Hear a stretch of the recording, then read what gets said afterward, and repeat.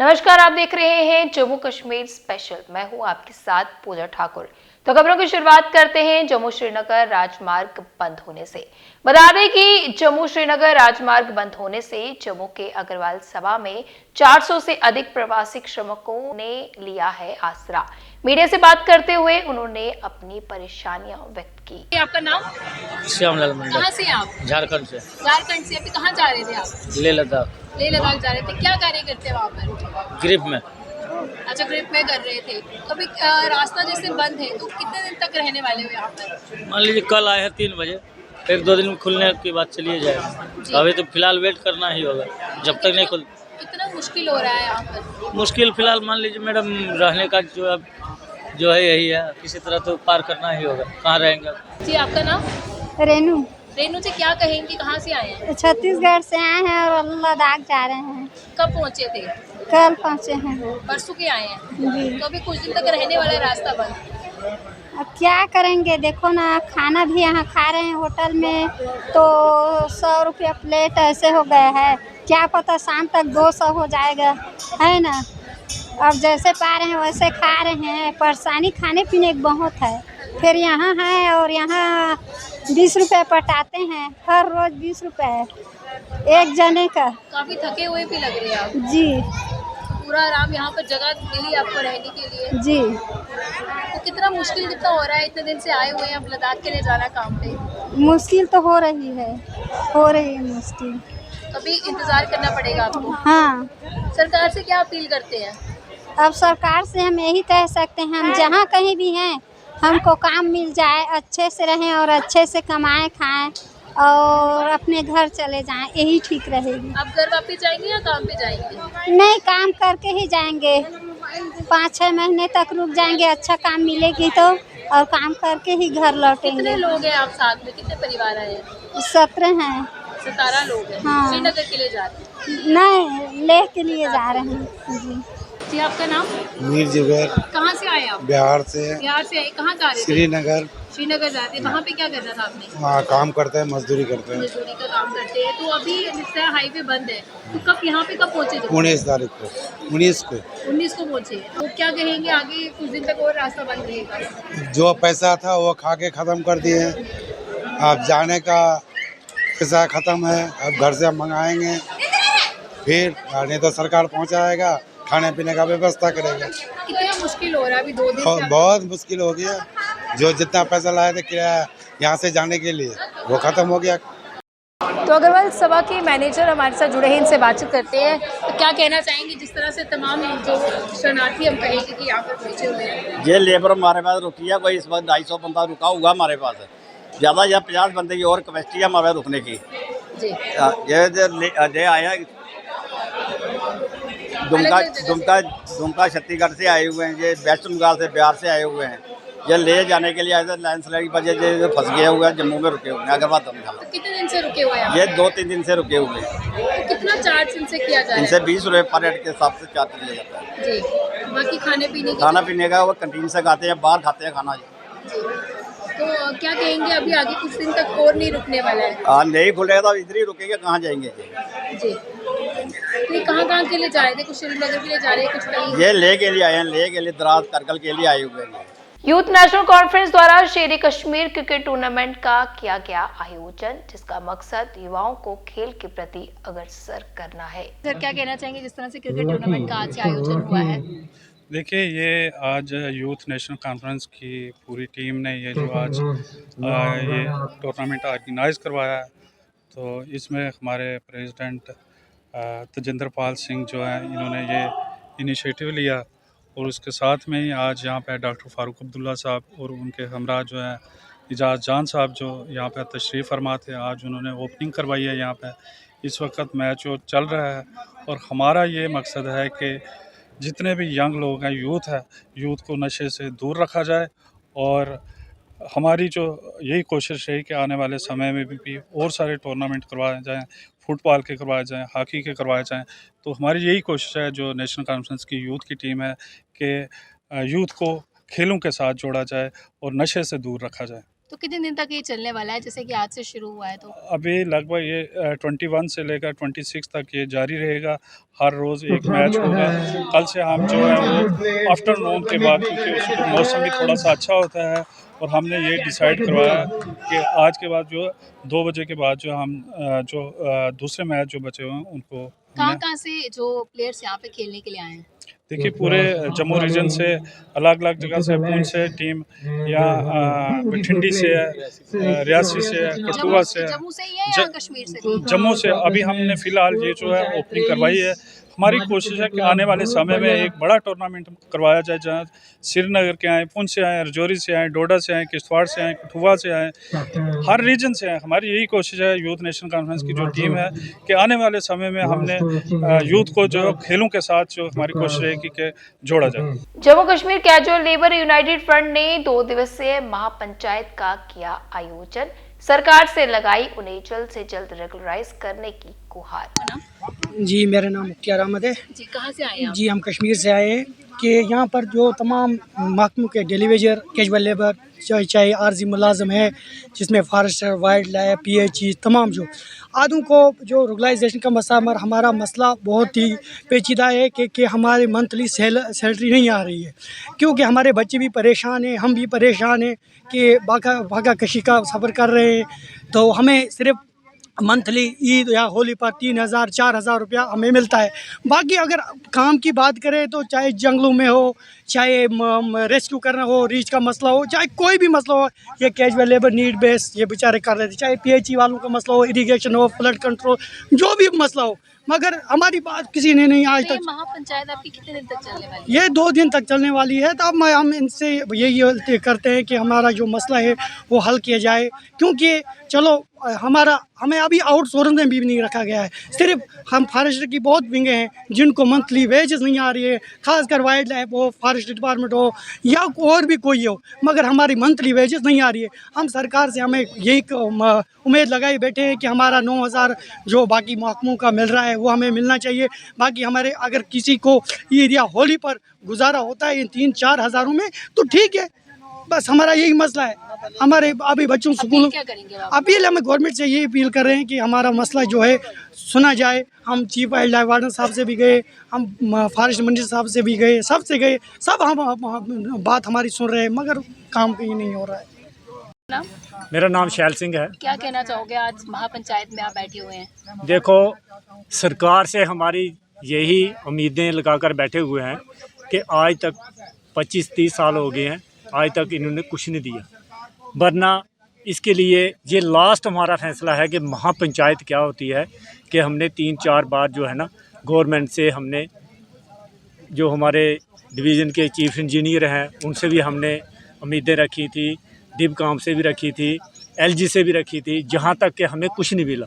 आज हमारा कहना यह है कि जितने भी पक्ष विपक्ष सभी बैठ के एक टेबल मंच पे बैठ के अपना डिसाइड करके बताएं हमें कि कुछ देना है या नहीं देना है। अगर देना है तो ठीक है, नहीं देना है तो हम इसका और आगे अल्टरनेटिव और निकालेंगे। उससे क्या होता है कि हमें भरोसा टूट जाता है। अगर यहाँ से टूट जाएगा भरोसा, हम क्या करेंगे, दिल्ली की तरफ देखेंगे। हमारा ये नहीं है कि महापंचायत जहाँ पे ख़त्म करने वाले हैं, नहीं। अगर जहाँ पे हमारा कुछ नहीं अल्टरनेटिव हुआ तो हम दिल्ली की तरफ कूच करेंगे। ऐसी कोई बात नहीं है, हम सेंटर से नहीं ला सकते। अपील क्या है आपकी? हमारी अपील यही है कि जो सरकार है, जो विपक्ष है, दोनों बैठ के हमारा जो भी फैसला बनता है, मिनिमम बेसिस एक्ट दें, हमारी जो पेंडिंग है वो दे दें, और जो भी रेगुलर पॉलिसी है वो हमें दें। ये नहीं हम कहते कि हमें हमारी सैलरी बढ़ाई जाए, हम कहते हैं कि हमें अगर 9300 रुपये मिलता है उसी पे हमें किसी SRO के तहत हमें रखा जाए। ये नहीं कि हमें कि नहीं कोई हमारे पास SRO है, नहीं हमें कुछ दिया जा रहा है। जैसे कि 60 साल एज होती है तो उनको रिटायर कर देते हैं। हम ये चाहते हैं कि इसका कोई न कोई SRO होना चाहिए। ये सरकार से हमारी अपील है। देखिए, इनका बिल्कुल जेन्युइन इशू है। ये महापंचायत के माध्यम से इन्होंने अपना संघर्ष जो स्टार्ट किया है, मैं इनको बधाई देना चाहता हूं कि पहले अलग अलग प्लेटफॉर्म से सभी डेली वेजर से लड़ाई लड़ते थे, लेकिन कोई इनकी बात नहीं सुनता था। ये पहली बार इन्होंने जो रास्ता अख्तियार किया है, इसके लिए इनको मैं बधाई देना चाहता हूं। और सारे एक प्लेटफॉर्म पे इकट्ठे हुए हैं और मुझे लगता है कि अब इनको जरूर कोई ना कोई रिजल्ट मिलेगा। सरकार मजबूर होगी और आज पहले दिन में हम इनके साथ हैं। भारतीय जनता पार्टी की तरफ से आए हैं, हमारे 28 के 28 विधायक और पूरी पार्टी इनके साथ खड़ी है। और मैं ये भी कहना चाहूँगा, मैं पहले भी कह रहा था कि अब ये जिम्मेदारी नेशनल कॉन्फ्रेंस और कांग्रेस सरकार की बनती है, क्योंकि उन्होंने इलेक्शन के समय वादा किया था कि अगर हमारी सरकार बनी तो आपको रेगुलराइज करेंगे। हमने भी वादा किया था कि हमारी सरकार बनेगी तो हम रेगुलराइज करेंगे, लेकिन सरकार उनकी बन गई है। अब उनकी जिम्मेदारी बनती है और बतौर अपोजिशन के हमारी जिम्मेदारी है कि इनके साथ खड़े होकर सरकार को मजबूर करें कि सरकार इनकी बात को माने। इनका कह रहे हैं कि उम्मीदें जो है इनकी टूट चुकी हैं। नहीं टूटने देंगे, आप अपोजिशन की भूमिका में। और इनका देखिए चेहरे की रौनक देखिए, किस तरीके से तैयार होकर लड़ाई लड़ने के लिए। इनकी उम्मीद कोई नहीं टूटेगी। और ये जिस तरीके से संघर्ष इन्होंने स्टार्ट किया है, इनके उम्मीद पे खरा भी उतरेंगे अपनी लड़ाई के बाद। और सरकार इनकी बात को 6 महीने के लिए कमेटी में ज्यादा हुई है कि कमेटी में कम से कम इनके रिप्रेजेंटेटिव को डालना चाहिए था। इनके क्या मसले हैं तो तभी आगे बढ़ पाते। कमेटी भी एक मुझे लगता है कि आईवाश है, लेकिन फिर भी जो भी किया है तो कम से कम इनको पूछ के किया जाना चाहिए। महापंचायत से कितना इफेक्ट पड़ेगा? महापंचायत से जबरदस्त इम्पैक्ट पड़ेगा। फॉर्मर मेयर राजेंद्र शर्मा ने अन्य पूर्व कॉर्पोरेटर के साथ मिलकर विभिन्न मुद्दों को लेकर जीएमसी के खिलाफ किया विरोध प्रदर्शन। देखिए, कोई भी आदमी जब एडमिनिस्ट्रेटिव चेयर पे बैठता है उसके पास 3 ऑप्शन रहते हैं। जहाँ तक वो निर्णय ले उसको बोलते हैं प्रॉम्प्ट डिसीजन मेकिंग, जहाँ फिर वो बैकआउट कर जाए। और तीसरा होता है टाइम बाइंग टैक्टिक्स। कॉरपोरेशन में टाइम बाइंग टैक्टिक्स नहीं चल सकता, क्योंकि ये एग्जीक्यूटिव एजेंसी है। इमीडिएट डिसीजन लेने पड़ते हैं। अगर किसी के घर में पानी घुसता है तो हम ये नहीं कह सकते हम इसको कल निकालेंगे, तो हमें आज ही निकालना पड़ेगा। लेकिन जो हमारे म्युनिसिपल कमिश्नर है, he is acting under pressure. और जो मनदीप कौर हैं, he is acting as a commissioner. वो एक एडमिनिस्ट्रेटिव सेक्रेटरी ना होते हुए कमिश्नर बन के काम कर रही हैं। और जम्मू म्युनिसिपल कॉर्पोरेशन को उन्होंने ठप कर दिया है। आप यहाँ देखिए, हमने जो स्ट्रीट लाइट लगाई थी 95,430 स्ट्रीट लाइट थी, उनकी रख रखाव के लिए आज कोई प्रबंध नहीं है। और लोग कंप्लेन कर करके थक गए हैं, लेकिन उनकी सुनवाई नहीं हो रही है। जब हमने ये कार्यभार छोड़ा था तब इधर से अधिकारी फ़ोन करते थे कि बताएं आपको क्या प्रॉब्लम है, कौन सी स्ट्रीट लाइट को हमको ठीक करना है, लेकिन आज कोई पूछने वाला नहीं है। दूसरा, जो हमारे वाटर टैंकर्स हैं उसको ऐप पे रख दिया गया है। ऐप में लोग उसमें अपनी प्रायोरिटी देते हैं, लेकिन उसमें सबसे बड़ी बात यह है कि वो वेरीफाई कौन करेगा कि जिसने एप्लीकेंट जो है वो जेन्युइन है कि नहीं है। पहले कॉर्पोरेटर को मालूम होता था कि मेरे वार्ड में कौन गरीब है कौन अमीर है, क्योंकि ये सब्सिडाइज्ड रेट पे पानी मिलता है तो वो एसेंशियल कमोडिटी होगी। और एसेंशियल सर्विसेज हमेशा उसको मिलती हैं जो ज़रूरतमंद हो। तो उसमें एक बहुत बड़ी घोटाले की बात है कि ये जो प्रायोरिटाइज किया गया है वो सही नहीं हो रहा है और लोगों को सुविधा नहीं मिल रही है। उनके पास 43 टैंकर्स हैं, 9 टैंकर्स जीएमसी के हैं जो अभी चला ही नहीं रहे। और बहाना ये दे रहे हैं कि ये फिटनेस सर्टिफिकेट इसके पास नहीं है। भाई आरटीओ ने लिख के दिया हुआ है कि ये फिटनेस सर्टिफिकेट नहीं चाहिए इनके लिए, तो फिर आपने रोक के क्यों रखे हुए हैं? इतना पैसा क्यों बर्बाद कर रहे हैं? और अगर आप देखें कैलकुलेशन करके 20 वार्डों में तो टैंकर जाते ही नहीं है। जब 20 वार्डों में टैंकर नहीं जाते तो 45 वार्ड में टैंकर जाते हैं। एक टैंकर अगर 8 फेरे लगाता है एक दिन में तो वो 344 फेरे लगाएगा। जो एडमिनिस्ट्रेटिव सेक्रेटरी हैं मनदीप कौर, उनके प्रेशर में ये काम कर रहे हैं और खुद निर्णय लेने की शक्ति इनकी भ्रमित हो गई है, क्योंकि वो उसके प्रेशर में काम कर रहे हैं। दूसरा ये है, जो एमवीओ सेक्शन है वहाँ 2 वीएस सर्जन हमने लगाए हैं सिर्फ सर्जरी के लिए, लेकिन वो सर्जरी नहीं करते, वो यहाँ बैठे रहते हैं। और ऐसी पोस्ट उनको दी गई है जो हमारे रीऑर्गेनाइजेशन एक्ट में है ही नहीं, और ना ही वो पीसीए में है। पीसीए होता है prevention to cruelty of animals, उसमें भी वो पोस्ट नहीं है। लेकिन मनदीप कौर ने एज एडमिनिस्ट्रेटिव सेक्रेटरी यहाँ ऑर्डर किया कि उनको ये पोस्ट दो, वो है एनिमल वेलफेयर ऑफिसर की, वो है ही नहीं। और ना ही उनसे काम लिया जा रहा है। और हमने एनजीओ को भी हायर किया, तो फिर हमने रीऑर्गेनाइजेशन एक्ट में उन लोगों की नियुक्ति की क्यों की? और हस्बैंड एंड वाइफ दोनों यहाँ सर्विस कर रहे हैं। पावर्स का मिसयूज किया जा रहा है। पावर का मिसयूज किया, पावर का मिसयूज नहीं, पूरी एडमिनिस्ट्रेशन सिस्टम को डिफंक्ट कर दिया है। यहाँ 18 सेक्शन है, सिर्फ उसी को रीस्ट्रक्चर कैसे किया? और जो उसका रीऑर्गेनाइजेशन हुआ था वो हुआ था with the approval of a house. अब उसको किसने ये पावर दी? और उसने जो प्रिंसिपल सेक्रेटरी हैं उनके ऑर्डर को भी ओवर रूल किया। तो ये क्या है? ये तो तानाशाही है, और तानाशाही हम नहीं सहन करेंगे। मांग क्या करते हैं आप? किस तरह की कार्रवाई की मांग ये है, इन डिपार्टमेंटों में सुधार किया जाए और जो कानून के हिसाब से काम है वो होना चाहिए।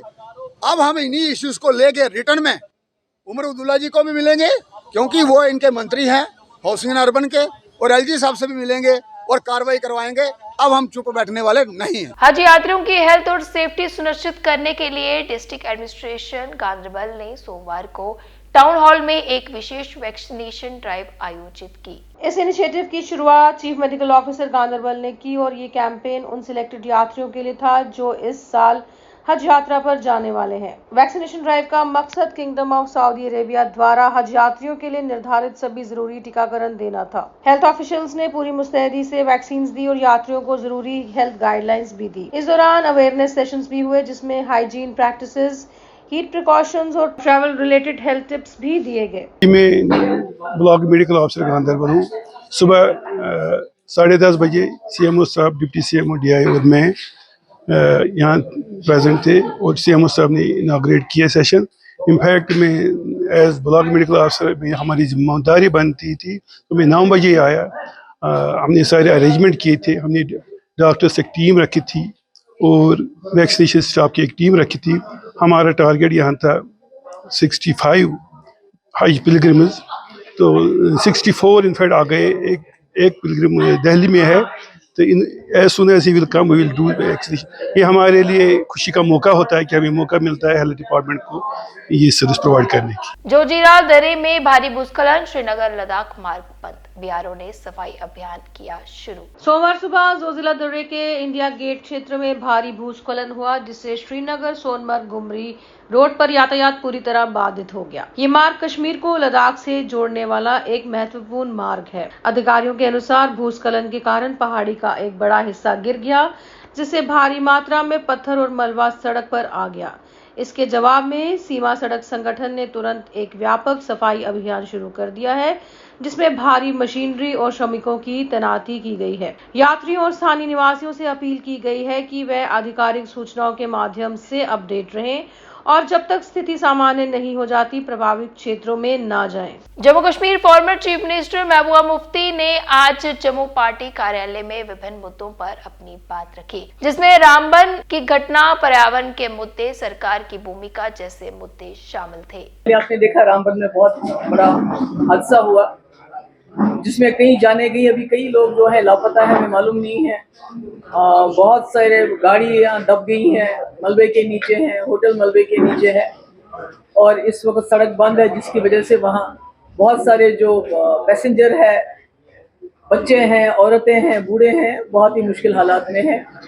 तो इसका एक वजह जो मुझे नज़र आती है, एक तो ऊपर वाले की वजह से है, मगर कहीं ना कहीं जो हम ये पहाड़ों की चीर फाड़ करते हैं, जंगलों को बेतहाशा काटते हैं, उसको बिना सोचे समझे जो हम वातावरण के साथ उसका एक हिसाब से सोचिए कि तबाही मचाते हैं, तो उसकी वजह से भी ये लैंडस्लाइड्स वगैरह आ रही हैं और दिन ब दिन जो है जो हम पूरा इसके कहते हैं ना प्रकृति के साथ जो हम कर रहे हैं तो वो वापसी हमारे साथ हो रहा है और इसमें बड़ा नुकसान हो गया हमारा। कल कुछ दिन पहले वहाँ कई लोग जो हैं उनकी जानें चली गई और कई अभी मेरे ख्याल में शायद मलबे के नीचे हैं, गाड़ियाँ मलबे के नीचे हैं। तो मेरी गुजारिश है सरकार से, एक तो जो वहाँ फंसे हुए हैं लोग सड़क पे उसका एक तो मलबा बड़ी जल्दी जल्दी हटाया जाना चाहिए ताकि हो सकता है अगर अल्लाह ताला चाहे, ऊपर वाला चाहे, कोई जान बच भी सके। और दूसरा जो वहाँ बच्चे हैं, औरतें हैं, बुजुर्ग हैं या जवान भी हैं तो उनके तब तक बचाव का, खाने पीने का जो है अरेंजमेंट किया जाए। और मैंने अपने हमारे पार्टी के जो जनरल सेक्रेटरी हैं जो उसी एरिया के हैं, इम्तियाज शान, उसको भी मैंने बताया कि अपनी टीम लेके जाए क्योंकि अभी तो वहाँ रोड बंद था उस गाँव की तरफ। मैंने कहा वहाँ जाके जो भी हो सकता है मदद वो करनी चाहिए। तो दूसरा, जैसे अभी कुछ दिन पहले यहाँ जम्मू में भी तूफान आया था, ज़ालाबारी हुई, यहाँ भी मेरे ख्याल में जो हमारे जो बासमती है, जो हमारे आम के पेड़ वगैरह है, उस पर बड़ा नुकसान हुआ, बहुत नुकसान हुआ। और कश्मीर में भी हाल ही में बहुत ही ज़्यादा ज़ालाबारी हुई और ख़ासकर जो कश्मीर का सेब है और जो बादाम की इस वक्त वो फूल लगे हुए थे उसको बड़ा नुकसान पहुँचा है। और जैसे आप सभी लोग जानते हैं कि जम्मू कश्मीर की रीढ़ की हड्डी है हॉर्टिकल्चर, तो उसको बड़ा नुकसान पहुंचा है। जब मैंने देखा वो जिस तरह वो फूल सारे ज़मीन पे पड़े हुए थे छोटे छोटे, जिसमें सेब के वो फूल थे, बादाम के वो फूल थे, तो कहीं ना कहीं दिल दहल जाता है उसको देख के। तो इसमें मैं समझती हूँ कि सरकार को हर जगह टीम्स भेज के देखना चाहिए कि कितना नुकसान की हम भरपाई कर सकते हैं, कितना हम आगे चल के किसानों को, चाहे वो जम्मू में है चाहे कश्मीर में है, कि उनकी क्या मदद कर सकते हैं। उनको जो दवाइयाँ हैं, खाद हैं, क्या वो हम कम से कम कीमत पे उनको दे सकते हैं, ताकि उनका जो बोझ अभी है, जो इसके नुकसान हो गया, कहीं ना कहीं उसकी भरपाई हो जाए और कुछ कंपनसेशन के तौर से भी उनको दे दिया जाए। तीसरी बात यह है कि हमने, जैसा कि आप जानते हैं कि हमारे जो MLAs हैं असेंबली में, बहुत ही आज भी मेरे ख्याल में कहीं धरना चल रहा है डेली वेजर्स का। तो हमारे असेंबली मेंबर्स ने 3 बहुत ही अहम बिल लाए थे, जिसमें एक तो डेली वेजर्स को रेगुलराइज करने का, जिसमें मेरे वक्त में काफ़ी पेशरफ्त हुआ था। हमने बायोमेट्रिक सबका कराया था और उसके बाद 520 हमने लाया था, उसमें एक SRO कि इनको रेगुलराइज करने का, पर चूंकि सरकार साथी में गिर गई और वो नहीं कर सके, तो अब हमने बिल लाया जिसको गवर्नर साहब ने ओके भी किया, मगर बदकिस्मती से सरकार ने उसको असेंबली में लाने नहीं दिया। बड़ा शोर शराबा, ड्रामा ड्रूमा चलता रहा। तो मेरी सरकार से गुजारिश है कि आप इन डेली वेजेस को जल्द से जल्द रेगुलराइज कर सके, क्योंकि जितने भी हमारे डिपार्टमेंट है, PHE हो, RNB हो, पावर डेवलपमेंट डिपार्टमेंट हो, इरिगेशन हो, हेल्थ हो, RNB हो, जितने भी डिपार्टमेंट है वो डेली वेजेस के बलबूते पे चलते हैं। और ये बेचारे जो हैं फाका कशी की हालत में जिंदा है। अब 20-20, 25-25 साल से ये काम करें, उनके हालात बहुत खराब हो रहे हैं, तो इनको जल्द से जल्द रेगुलराइज किया जाए। NSUI जम्मू एंड कश्मीर के अध्यक्ष अजय लखोत्रा ने लगातार बिजली की कमी के बीच जम्मू विश्वविद्यालय की महंगी सोलर पैनल परियोजनाओं पर सवाल उठाए। जैसा आप सभी को पता है कि जम्मू विश्वविद्यालय के अंदर जो हालात हैं वो बद से बदतर हो रहे हैं। मुझे समझ ही नहीं आ रही कि A++ इसको एक्रीडिएशन किस बेसिस पे मिल गई है। लेकिन मैं आपको बताना चाहूँगा जम्मू विश्वविद्यालय टोटली ब्लैकआउट है इस वक्त। यहाँ पे आपको मैं ये बताऊँगा कि ये गॉसिप कॉर्नर के में अभी हम लोग बैठे थे, टोटली ब्लैकआउट है। लाइट की व्यवस्था नहीं है, जनरेटर की व्यवस्था नहीं है, अंदर ऐसे अंधेरी गुफा बन के रखा हुआ है। उसके बाद हॉस्टल्स में यही हालत है, डिपार्टमेंट में इस टाइम पे क्लासेस चल रही है, यही हालत है। जब पता किया गया तो बोल रहे हैं कि तार 2-4 जगह से जो है लाइन वो डिस्टर्ब हुई है, टूटी हुई है। तो ठीक है, लेकिन मुझे ये बताइए वो जो बाहर से लाइट आ रही है वो तो ठीक है, अपनी जगह है, लेकिन जो विश्वविद्यालय के अंदर इतने बड़े बड़े सोलर पैनल लगा के पूरे छतों को ख़राब करने का काम विश्वविद्यालय ने किया था, वो लाइट कहाँ जा रही है? चलिए जनरेटर, अभी जनरेटर चल गया, देखो ये इसका मतलब ये जानबूझ के करते हैं। अभी यहाँ पे बोल रहे हैं इधर से पीछे जनरेटर शुरू हो गया। तो ये देखिए, ये जम्मू विश्वविद्यालय के हालात हैं। सब खाना पूर्ति करने में लगे हैं, सोलर पैनल बिल्कुल नहीं चलते। वाइस चांसलर साहब से पिछले दिनों हम लोग मिले थे, तो वाइस चांसलर साहब ने बोला था कि सोलर पैनल तो बिल्कुल चल रहे हैं, लेकिन अभी हमारी जो इन्फॉर्मेशन है उसमें नहीं चल रहे। पिछले दिनों मैंने RTI लगाई जिसमें मैंने पूछा कि सोलर पैनल से कितनी एनर्जी जनरेट कर रही है यूनिवर्सिटी, तो उसमें ये बताया गया कि आप ये बताइए कि इस मामले का पब्लिक के साथ क्या रेलिवेंस है, इसका लोगों के साथ क्या रेलिवेंस है। लोगों के साथ जनाब रेलिवेंस ऐसे है इसका, एक तो ये स्टूडेंट की फ़ीसों से जो आपने भारी भरकम फ़ीसें लगाई हैं, हर साल 10% की बढ़ोतरी की जा रही है। एक तो हम पे लोड पड़ रहा है एज ए स्टूडेंट, एक तो हमारा उससे ये सरोकार है। दूसरा, हम ही लोगों को वहाँ पे गर्मी में, धूप में, वहाँ पे जो है गर्मी में क्लासों में पढ़ना पड़ रहा है, पसीने में वहाँ पे स्टूडेंट को तरबतर होना पड़ रहा है। ये रिलेशन है। और ये कोई आपके बाप पोती नहीं है कि बाप के घर से पैसे या नानी के घर से पैसे नहीं ला रहे वाइस चांसलर साहब आप, ये यूपी से नहीं आ रहे, ये बच्चों के माँ बाप के खून पसीने की कमाई है। तो इसलिए इसका हिसाब आपको देना पड़ेगा। अपील मैंने डाल दी है, उसका जवाब दीजिए। नहीं देंगे तो आपको नंगा करने का काम करेंगे। जो आपने करप्शन यहाँ पे यूनिवर्सिटी के अंदर यहाँ पे बना दिया, करप्शन का अड्डा। 6 RTI लगाई थी, मैं आपको बता दूं, 6 का एक रिप्लाई आया है कि इसका पब्लिक के साथ क्या लेना देना है। पब्लिक के साथ क्या लेना देना है वो हम आपको आगे बताएंगे। अभी बिजली का करिए और सोलर पैनल क्यों नहीं चल रहे ये बताइए। बहुत बहुत धन्यवाद। तो आज के जम्मू कश्मीर स्पेशल बुलेटिन में इतना ही, फिर मिलेंगे इसी समय। मुझे दीजिए इजाजत, नमस्कार।